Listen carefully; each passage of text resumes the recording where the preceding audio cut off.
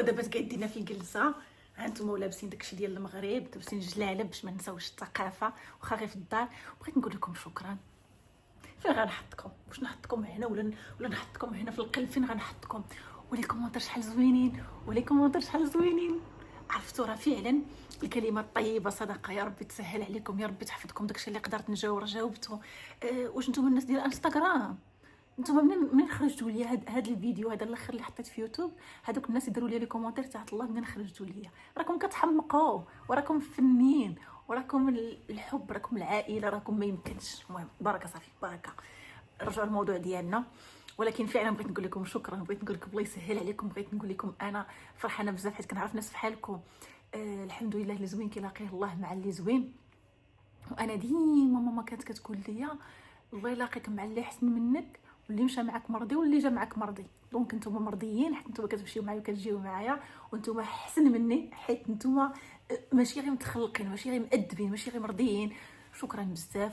وبالنسبه لشي 2% اللي باقيين كيديروا شي تعليق ولا الله يهديهم، مازال ما كتعرفونيش، مع الوقت غادي تبغيوني حتى نتوما. وهذا الشيء اللي كاين. ندخلوا للموضوع ديالنا.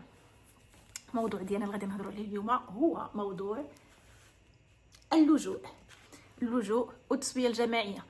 انا بصراحه ما كنتش كنهضر على هذا الموضوع بزاف. الناس عارفين انني ما كنهضرش على شي حاجه اللي انا ما عارفاهاش. دونك انا كنهضر على داكشي اللي انا عارفه، داكشي اللي كنكون انا متاكده منه، المعلومات اللي كتكون عندي متاكده منها كنهضر عليها. سينو داكشي اللي ما كنكونش عارفاه ما كنبغيش ندخل في هاد التفاصيل باش انني ما نعطيش معلومات خاطئه. الناس ديال اللجوء حتى نتوما غادي تقدروا تستافدوا من التسويه الجماعيه، هادشي راه عارفينه. هو الديتاي اللي غادي نحاول نوضحوا ان شاء الله في هذا الفيديو هذا.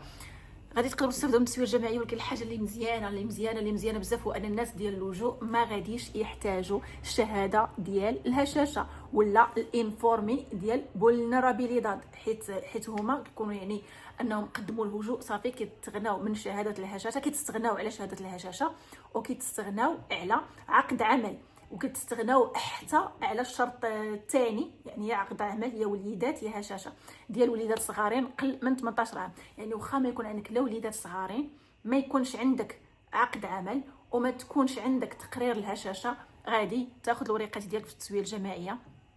ولكن خاصك تكون من اصحاب اللجوء. غتقولوا لي واخا صافي، ولكن انا دافع اللجوء في 2023 وترفض ليا. لا حق لم بعض الميساجات، واحد الميساج قبيله انا دافع اللجوء وراني مازال انتراميتي ومازال ما جاوبونيش اختي وما عرفتش واش نتسنى الرد على اللجوء ولا شنو غادي ندير. الناس عاوتاني كيقول لك انا دافع اللجوء وحيدته. حيت شوفوا باش نشرح لكم اللجوء كتدفعوه. كاين اللي كيقبلوا ليه، كاين اللي كيرفضوا ليه، كاين اللي كيتندم مع الحال كيعاود يحيد، وكاين كل حاله وشنو. غير هو شكون اللي غادي يدفع، شكون اللي ما غاديش يدفع، شكون اللي غادي يخصو شي الهشاشه، شكون اللي ما غاديش يخصو الهشاشه. بخصوص اللجوء مازال انتراميتي، واخا يكون داز 6 شهور 5 شهور، يعني انت راك محسوب على انك دافع الدوسي. خلي داك انتراميتي ديال اللجوء هنايا ودفع التسويه الجماعيه ديالك اوتوماتيكمون ان شاء الله غادي يعطيوك الوريقات ديال التسويه الجماعيه. هذه الحاله الاولى. الناس اللي باقيين انتراميتي، الناس اللي دفعوا اللجوء ومازال انتراميتي، دفعوا في التسويه الجماعيه ديالكم بلا هشاشه بلا والو. الحاله الثانيه الناس اللي دفعوا اللجوء ورفضوا ليهم، يعني رفضوا ليهم اللجوء. كيقولك انا ترفض لي اللجوء واقيلا ما غاديش نستافد من التسويه الجماعيه. حتى انت سيدي غادي تستافد من التسويه الجماعيه واخا ترفض لك طلب اللجوء ديالك، غادي تقدر تدفع من التسويه الجماعيه بحالك بحال الحاله الاولى اللي الطلب ديالو باقي انتراميتي. الحاله اللي تقريبا بحال اللي نسميوها 2 حيت لاصقه هي في الحاله الثانيه، هو الناس اللي ترفض ليهم اللجوء وداروا الطعن. نهضروا على كاع الحالات. الناس اللي ترفض لهم اللجوء السيادي وداروا الطعن حتى هما عندهم الحق يدفعوا في التسويه الجماعيه. الحاله الثالثه اللي منفصله هو الناس اللي دفعوا اللجوء ومن بعد حيدوه. بصراحه زعما في الحياه وفي الخدمه كنعرف بزاف ديال الناس اللي كان عندهم هذا المشكل هذا، كيدفع اللجوء وكيحيدوا. واحد الدري كان حيدو في 2000 وقيله 2000 في الاخر 2025. حتى هو غادي يدخل. غير هو واحد الحاجه كنسطر عليها، هو يعني هاد الحالات كامل دافع اللجوء ترفض ليك، دافع اللجوء وباقي انتراميتي، دافع اللجوء وحيدتيه، دافع اللجوء وترفض ليك ودرتي الطعن، دفع في التسويه الجماعيه. غتدفع في التسويه الجماعيه، لكن بشرط واحد اللي كنسطر عليها، وهما اللي كيسطروا عليها وكيعاودوا، هو انه هادشي كامل يدفعتيه والطرفه يدفعتيه ودرتي الطعن يدفعتيه وباقي انتراميتي. مهم يكون تاريخ الطلب ديالك ديال اللجوء تكون دفعتيه قبل من 1/1/2026. فهمتوا؟ سواء كان ترفض، سواء كان باقي في قيد المعالجه، سواء كان اي حاجه، سواء كان حيدتيه، المهم يكون قبل من 1/1/2026. ماشي مثلا انت طلبتي اللجوء في شهر 2/2026 ومثلا ولا مثلا ترفض ليك، ولا مثلا يلاه قدمتي الطلب مثلا في شهر 3 ولا في الاخر شهر 1 وكتقول لا غادي ندفع اللجوء، غادي ندفع التسويه الجماعيه. الطلب ديال اللجوء ديالك خص يكون تقدم قبل من 1/1 او بالاحرى قبل من راس العام ديال 2026. قبل من راس العام يكون تقدم الطلب ديالك، سواء كان ترفض. واحد الدري كان في شهر 5 كان دفعوا في شهر 5 ديال 2025 وترفض ليه وقيله وراه بشي 4 شهور، وقيله ترفض ليه في نوفمبر بحال هكا 2025. فهاد الحاله داخله في التسويه الجماعيه 100% ومليار في المية.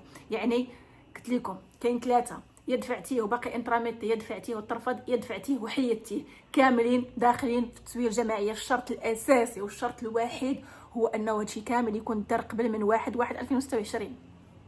دابا بخصوص المساله ديال الوريقات، واخا اختي غتقولوا لي اوكي انا دفعت اللجوء في شهر 4 2025، انا دفعته في شهر مثلا 8 2025، المهم قبل من 1/1/2026. شنو الوريقات اللي غيخص؟ واش خصني شهاده الهشاشه؟ ما يخصك شهاده الهشاشه. واش خصني بروفات؟ غيخصك بروفات. وكيف ما كنأكد عليها ديما، ماشي بالضروره داكشي ديال 1 يناير 1 فبراير 1 مارس 1 ابريل. جيب لي سيدي البروفات ليكم، ما غاديش تحتاجوا ديال بروفا ديال يناير فبراير مارس ابريل ماي وانتم غاديين لمده 5 اشهر. يكفي ان تكون بروفات، يعني ما بين بروفا وبروفا. مثلا تقدر تكون عندك بروفا في يناير ما عندكش في فبراير ماشي مشكل، عندك بروفا في مارس ما عندكش مثلا من بعد عندك حتى الاخر ديال ابريل. يعني ماشي بالضروره تكون ديك 1/1/1 كل شهر وحده وانتم غاديين، حيت بزاف الناس راه ما عندهمش بروفا شي شهر شي. فهمتوا؟ راه الناس بوراقيهم، راه الناس عندهم الجنسيه وما كتكونش عندهم بروفا كل شهر متواصله. راه ما يمكنش الانسان قال كيف ما كنقول لكم ديما مربع يدي وجالس ايوا دخل الشهر نمشي نجري نخرج بروفا. فهمتوا كيفاش؟ دونك حتى نفس الشيء وكذلك ومثال بالنسبه للناس ديال اللجوء، خصكم بروفات، ولكن ماشي بالضروره 1/1/1 كل شهر يكون فيه بروفا. واخا يكون شهرين ما عندكمش، مثلا شهر ونص ما عندكمش، ما ديروش هذا الغلط. ماشي تقولوا ولا وانا حياه اللجوء غندفع ب 32 وادفع بال 31. انت راه كتبقى اللجوء سواء حيدتيه سواء ترفض سواء باقي دفعتيه وباقي دابا ما جاوبوكش، اخويا غتخدم 31. حيت المساله ديال هاد الاستماره مهمه بزاف بزاف بزاف. عرفتي شنو هي الاستماره؟ ماشي غير في الطلب ديال التسويه الجماعيه، في اي حاجه في الحياه. شنو هي اللي كتبينك انت شكون؟ هي الاستماره. سواء كانت عندك شي طلب ديال شي حاجه، شي طلب ديال الخدمه، شي بوست مزيان، سواء كان عندك شي طلب ديال شي حاجه، الاستماره هي اللي كتكون فيها المعلومات ديالك، وهي اللي كتكون يعني اهم حاجه في الوراق كامل. الا انت سيدي خصك تخدم بالنموذج ديال 31 وانت داخل ليا في اللجوء، وغتجيو وغيشوفوا الوراق ديالك وغيشوفوك خدام ليا بال 32. كيفاش اخويا هذا عنده اللجوء وخدام ليا بال 32؟ اللجوء هو 31، سواء حيدتي اللجوء سواء ما حيدتيش، المهم تكون طالب اللجوء ديالك هو قبل من 1/1/2026.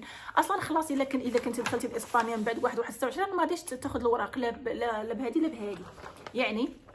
يعني خلاصه الموضوع، الناس ديال اللجوء كنتي دافع اللجوء وباقي انتراميتي، كنتي دافع اللجوء وحيدتي، كنتي دافع اللجوء وترفض ليك، كنتي دافع اللجوء وترفض ليك وما درتي والو، كنتي دافع اللجوء وترفض ليك ودرتي الطعن، بجوج بيكم ولا بثلاثه بيكم ولا هاد الحالات بربعه ولا ما نعرفش شحال وصلت في الحساب، غادي تدفعوا التسويه الجماعيه بلا شهاده الهشاشه، ولكن غادي تخدموا ليا بالنموذج ديال 30 اللي داخل قلت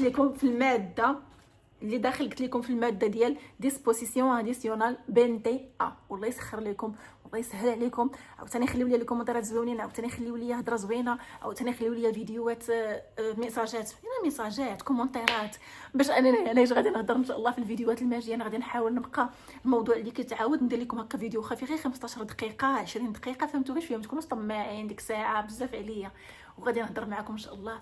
والله يعطيكم ما كتمناو، والله يسهل عليكم الامور، والله يستر لكم، والله يسهل عليكم، ويا ربي تفرحكم. وشكرا بزاف على الهضره ديالكم زوينه. شكرا. عرفتوا ما كتقولوش هذاك الشيء راه كيبين انكم انسان ناس مربين 7 المرات. والله راه كل واحد كيعبر على البيئه ديالو. يعني ملي كتقولوا هكا كتكتبوا كومونتير زوين نتوما ما عارفينش هذاك الشخص النهار ديالو كيفاش كيكون، ما عارفينش يعني انكم كتبدلوا ليه المورال ديالو. راه نتوما غادي يجيب ربي اللي غادي يبدل لكم المورال ديالكم واللي غادي يقول لكم هضره زوينه. شكرا على الحب ديالكم. يا ربي نكون قد داك الثقه اللي دايرين فيا. وتهلاو في راسكم. تبقاو على خير.